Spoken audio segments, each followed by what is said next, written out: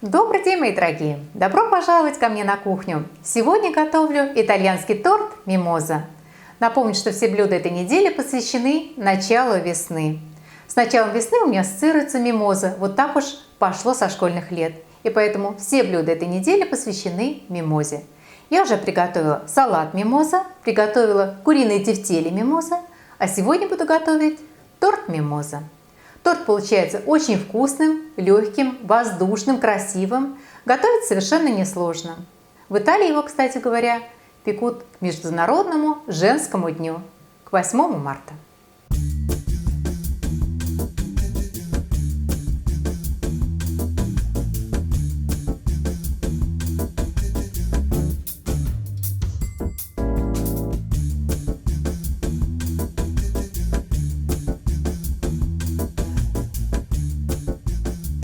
Итак, давайте начнем готовить. Нам понадобится испечь 2 бисквита. Для первого бисквита я возьму 4 куриных яйца среднего либо крупного размера, 125 грамм сахара и 125 грамм муки. Часть муки я заменила на картофельный крахмал, взяла буквально пару столовых ложек. Вы можете этого не делать. А также лимонная цедра, снятая с половины среднего лимона. Лимонную цедру добавляем для аромата, поэтому если вдруг цедры нет, просто пропустите, ничем заменять не нужно. Готовить бисквит я буду без разделения яиц на белки и желтки. Куриные яйца должны быть не холодными, не прямо из холодильника. Они должны быть как минимум комнатной температуры, а для облегчения процесса можно яичную смесь даже слегка подогреть на водяной бане. Максимальная температура 45 градусов, но можно подогреть до слегка-слегка теплого. Итак, сначала яйца взбиваем буквально пару минут без сахара, затем постепенно добавляем сахар. После того, как весь сахар будет добавлен, взбиваем яичную смесь довольно долго, примерно минут 8-10, до легкой воздушной массы. И поскольку легкая воздушная масса – это такое расплывчатое понятие, а недовзбитость яичной массы – это одна из основных причин неудачи с бисквитом, я попытаюсь объяснить поподробнее, чего мы добиваемся. Нам нужно, чтобы след от теста, оставленный на поверхности, оставался видимым в течение 10 секунд. Поэтому периодически останавливаем миксер и проверяем. Как видите, сейчас след исчезает практически мгновенно, поэтому масса наша, конечно же, легкая и воздушная, но еще недостаточно взбита. Взбиваем дальше. Опять проверяем. Масса стала уже гуще, след остается видим некоторое время, но еще недостаточно. 10 секунд он у нас на поверхности не держится. Взбиваем дальше. И вот то, что мы хотим получить в результате. Как видите, массой можно совершенно спокойно рисовать. След от теста остается видимым довольно долго. Можно замешивать бисквитное тесто. Смешиваем муку и крахмал. Конечно же, это желательно сделать в самом начале, до того, как вы начали взбивать яичную массу. Всыпаем цедру и в 3-4 приема вмешиваем яичную массу, подготовленную муку с крахмалом. Вмешиваем, как обычно, складывающими движениями снизу вверх, стараясь максимально сохранить тот объем, которого мы достигли взбиванием яиц. И попутно хотела сказать, что я добавила к муке крахмал. Но делать это абсолютно не обязательно. Можно замешивать бисквитное тесто только на муке. Крахмал добавляю для того, чтобы сделать муку легче, для того, чтобы бисквит не затянулся, был более легким и более влажным. Выпекать бисквит я буду в разъемной форме для тортов диаметром 24 см. Низ формы я застелила бумагой для выпечки, борта ничем не смазывала. Выливаем бисквитное тесто, разравниваем. И выпекаем предварительно разогретой до 180 градусов Цельсия духовке до готовности. Печется бисквит примерно 40 минут. Первые 20 минут дверцу духовки не открываем, поскольку бисквитное тесто может осесть. Печем до пробы на сухую палочку. То есть деревянная палочка, воткнутая в центр бисквита, должна выходить чистой, без следов теста.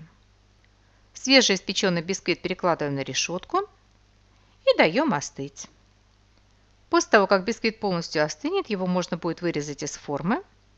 Перед сборкой торта бисквиту нужно обязательно дать выстояться в течение 5-6 часов. Для этого бисквит нужно испечь заранее и просто оставить на рабочем столе на 5-6 часов, а можно и на более длительное время. Бисквит должен уплотниться и слегка-слегка подсохнуть. На этот раз я пекла бисквит накануне вечером и в таком перевернутом виде на решетке оставила бисквит на целую ночь. А с утра уже бисквит вырезала из формы и собирала торт. Снимаем форму, снимаем бумагу для выпечки. Вот такой в результате у меня получился ровный высокий бисквит. Разрезаем бисквит на 3 коржа.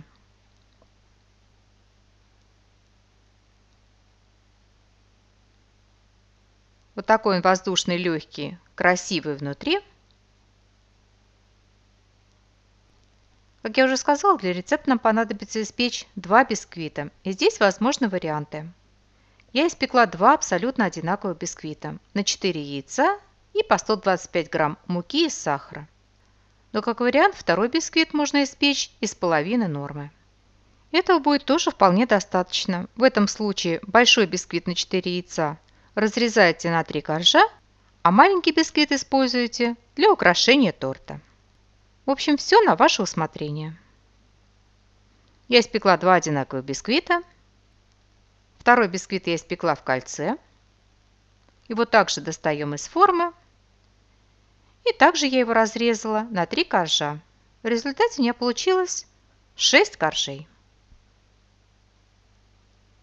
Из этих коржей я отберу 2 центральных коржа из каждого бисквита. Они самые беленькие, здесь практически нет корки. Из этих 2 коржей я вырежу верхний маленький корж для торта, а все остальное разрежу на маленькие кубики для украшения. Итак, у меня получилось 2 стопки коржей. Из этой стопки я буду собирать сам торт, а 2 отобранных коржа пойдут в основном на украшение. Первый корж я полностью разрезаю на маленькие кубики. Размер кубиков на ваше усмотрение. Сначала нарезаю на полоски, срезаю корочку, а все остальное на маленькие кубики. Из первого коржа у меня получилось вот такое довольно большое количество кубиков, но этого, как правило, мало для того, чтобы украсить весь торт. Поэтому разрезаем и второй корж. Я его буду разрезать не полностью. Из него я вырежу маленький корж, который пойдет наверх торта и придаст торту такую куполообразную форму.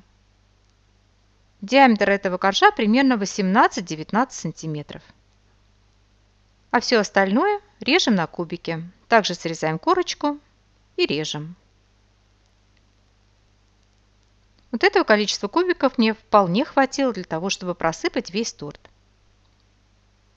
Если вы второй бисквит будете печь из половины нормы, то у вас расклад будет примерно таким. Из большого бисквита вы вырезаете 3 коржа, это будет, собственно, сам торт, а маленький бисквит режете на маленькие кубики для украшения. И бисквит мы подготовили, займемся кремом.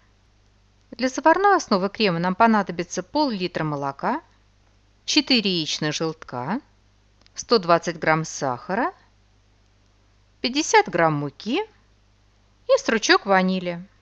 Я взяла пол стручка, но если будет целый, можно взять целый. Если нет ванили, то можно использовать ванильный сахар, либо ванильный экстракт. К муке добавляем небольшое количество холодного молока, разводим до жидкого теста без комков. Все остальное молоко переливаем в кастрюльку. Сюда же кладем семена ванили, сам стручок. Ставим на плиту и доводим до кипения. А затем оставляем еще на несколько минут настояться. Желтки взбиваем с сахаром. Сюда же добавляем муку, разведенную молоком. Еще раз хорошо прорабатываем венчиком.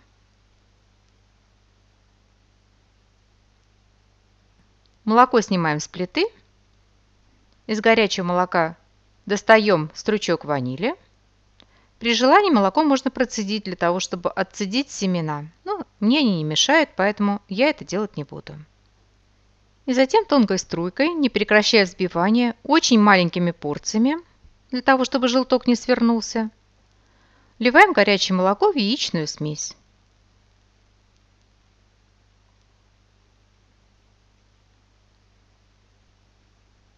Переливаем в кастрюльку и идем к плите уваривать. Нам нужно уварить нашу смесь до загустения. Увариваем на быстром огне при постоянном интенсивном помешивании. Кипятить смесь нельзя, максимальная температура 82 градуса Цельсия, поскольку иначе яйца свернутся. Поэтому для того, чтобы смесь не перегреть, мне удобно вот таким образом периодически сдвигать кастрюльку на край плиты, при этом, конечно же, не прекращая интенсивного перемешивания. И затем я ее опять возвращаю на огонь. Варим до загустения. Как загустеет, снимаем с огня. И сейчас на рабочем столе я поподробнее покажу консистенцию.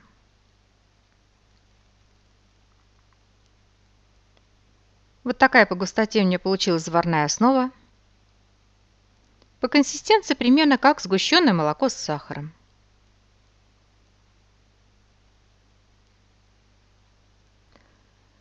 Кладем сюда 50 грамм сливочного масла. Размешиваем, чтобы масло полностью разошлось.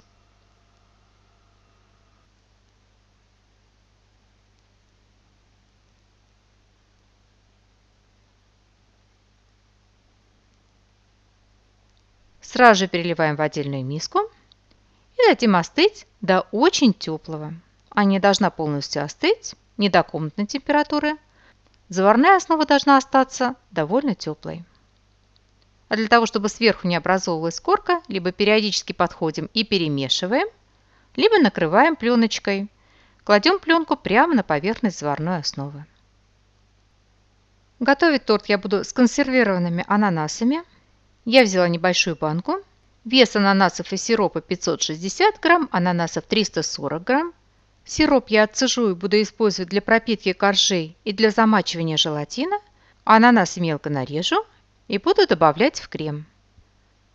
Для того, чтобы крем получился более плотным и не вытекал при разрезании торта, я возьму 10 грамм порошкового желатина и 70 мл ананасового сиропа. Добавляем сироп к желатину и оставляем набухнуть. Как вариант, вместо сиропа можно использовать воду. А затем очень аккуратно нагреваем до полного растворения желатина. Желатиновый раствор вливаем в заварную основу. Напомню, что заварная основа к этому моменту должна остаться теплой. И размешиваем до полного соединения желатина и заварной основы. Для удобства я перелью крем в большую по объему миску. Также для крема нам понадобится 250 мл жирных сливок для взбивания. Напомню, что взбиваются только жирные сливки жирностью 33% и выше. У меня сливки жирностью 35%. И сахарная пудра по вкусу. Я взяла 30 грамм. Сливки взбиваем с сахаром до мягких пиков. Напомню, что взбиваются только жирные и очень холодные сливки, поэтому сливки должны быть только-только из холодильника. Добавляем сахарную пудру и взбиваем. Очень желательно сливки не перебить. Они должны взбиться, хорошо держать форму, но при этом сливки должны остаться довольно мягкими. Взбиваем вот до такого состояния. И далее очень аккуратно, но быстро вмешиваем сливки в заварной крем. Почему быстро? Потому что сливки у нас холодные, а в составе заварного крема есть желатин. Если не поспешить, то желатин может схватиться прядями уже в процессе приготовления крема. В результате крем будет неоднородным и он не застынет. Поэтому смешиваем аккуратно, чтобы не растерять объем и воздушность, но быстро. В результате получается вот такой совершенно не густой крем, но постепенно, по мере того, как желатин начнет работать, крем будет густеть. И у нас все готово, нам останется только собрать торт. Собирать торт я буду в форме, поскольку крем мягкий и он будет выдавливаться коржами. На сервировочную тарелку кладем первый корж, устанавливаем форму, пропитываем. Напомню, что я пропитывала коржи сиропом от консервированных ананасов.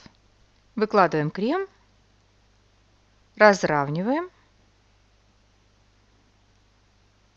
немного ананасов, Сверху выкладываем второй корж. Второй корж я слегка подрезала по всему периметру, для того, чтобы он был чуть меньше по диаметру и легко уместился в форме. Корж пропитываем, выкладываем крем, разравниваем, выкладываем ананасы, выкладываем третий корж. Корж я тоже слегка уменьшила в диаметре, обрезала примерно на полсантиметра по всему периметру. Корж также пропитываем, выкладываем крем, разравниваем, ананасы, выкладываем четвертый корж, его также пропитываем, смазываем кремом, немного ананасов и выкладываем последний маленький корж. Я руками слегка поджимаю края коржа, для того, чтобы корж был более округлым. И ставим всю эту конструкцию в холодильник примерно на полчаса. Крем должен охладиться и подзагустеть. У нас осталось небольшое количество крема для промазывания торта сверху и пропитка. Для того, чтобы крем не загустел и не заветрился, я миску с оставленным кремом накрываю и ставлю в глубокую миску, куда наливаю слегка-слегка теплую воду. Не горячую, просто слегка-слегка теплую. Через полчаса достаем из холодильника торт. Крем стал явно плотнее. Аккуратно отделяем и снимаем форму.